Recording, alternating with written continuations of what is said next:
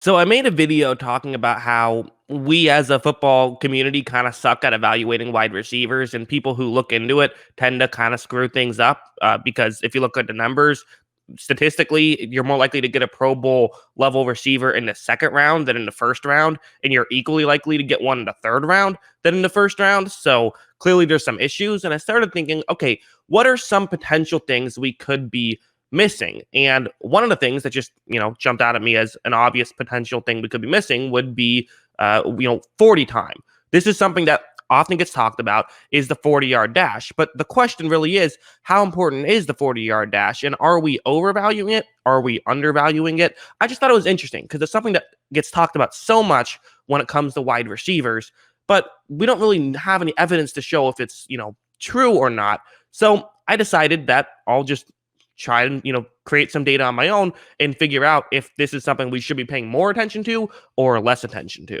So first, what you see right here is every single first round wide receiver who was selected in the past 10 years. And also to the right, you're going to see the 40 times. So John Ross, he had the fastest with 422. Laquan Treadwell had the slowest with 464. And a couple of these are actually not necessarily official. A couple are pro days, but that's only if they didn't run the combine. So most of these are official. There's only a couple that aren't, but I figured I'd still include the ones that weren't. And also, you're going to see some at signs next to some of these players. The at sign is someone who I consider to be good. It's completely arbitrary. I just made up my own. I think you're good, so I'm going to put you in the good category. That's all it is. So you can disagree with one or two options if you want to, but the reality is, even if you disagree with one or two options, it's not going to completely corrupt the data. Because what I'm trying to do here is just say, if you look at nothing but the 40-yard dash, can you kind of tell, or at least get somewhat of a clue of how good that player is going to be? And again, I'm only using first round picks. So you would expect these guys have something other than just speed. They're not some, seventh round pick that just happens to be able to run really fast but can't do anything else. These are guys that actual NFL scouts and NFL GM said, that guy looks like he can do multiple things well.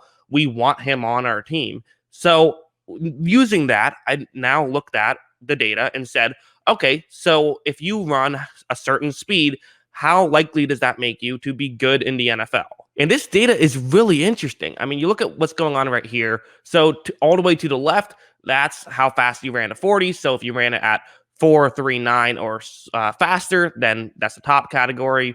4.4 through 4.49, that's the second category, so on and so forth. You can read. I don't have to tell you it all.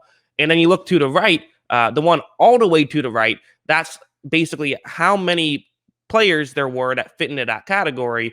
And then the thing on the left is just how many of them ended up being good. So the top category, only 4 out of the 12 players who ran 4.39 or slow or quicker ended up as good. So just 1/3 in that category, but you go one down and now you have 2/3 in the 4.4 through 4.49. 10 out of those 15 ended up being good NFL players. And then you go a little bit further down, it drops a little bit to 57%. We're getting to small sample sizes now, though, 4 out of 7.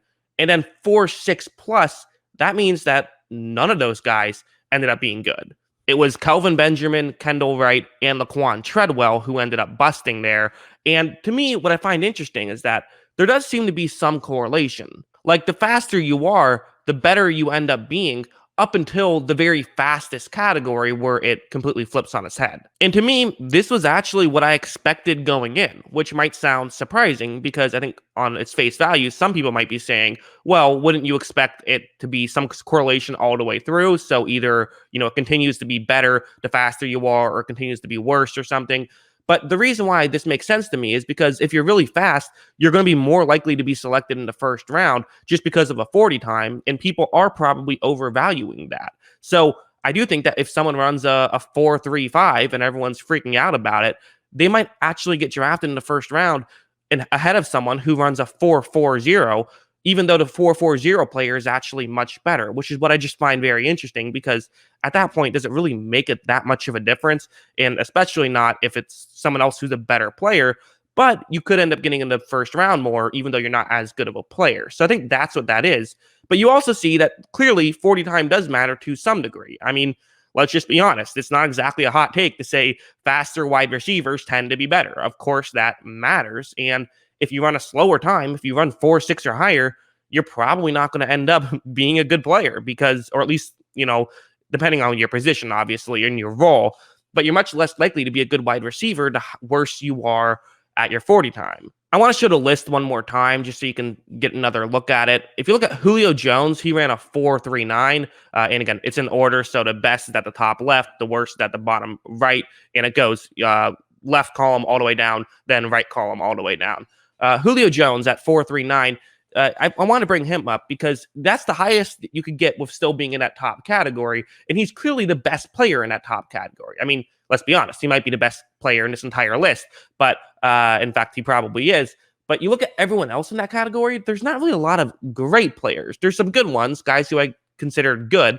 But, the next best player is probably Brandon Cooks out of that group. So it's not like you're getting these superstars either. But in the next category, you're getting guys like DJ Moore, Amari Cooper, Justin Jefferson, Odell Beckham, Calvin Ridley, Devontae Parker, Mike Evans, even Jerry Jeudy, who I think is really underrated and could have a great next season. You're getting a lot more talent there. So it's not just more good players, but it's better players because the reality is there's so much more to the wide receiver position than just the 40 times. So you have to have a good enough 40 to get into that group. Again, that group is still significantly better than the group below it, but it's also significantly better than the group above it. So there's this kind of sweet spot.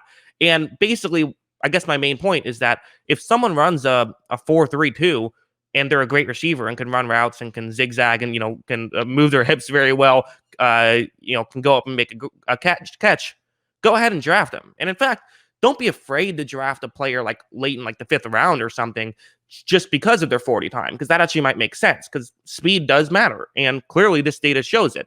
But it also shows that people overvalue a 40 time when it comes to really high 40 times. They don't necessarily overvalue it at like a 4.5, but they will overvalue it at a 3.5 and especially at a 2.5. Another thing, though, is that you should look at the 40 time and say, hey, if this guy runs a 4.62, maybe I shouldn't draft him in the first round for a receiver. So don't ignore it. Just use it properly. And I think this chart is really helpful in evaluating wide receivers. So, I made another video similar to this with the wide receiver bust. This one, I think that this kind of helps solve it. It's not the whole reason, but it's a part of it. And I think that, honestly, this is one of those things that I created some data. I did some research on my own, and I feel like I'm going to actually use this in evaluating wide receiver prospects because I think it's interesting. So, yeah, that's what I think. What do you guys think? Let me know in the comments below.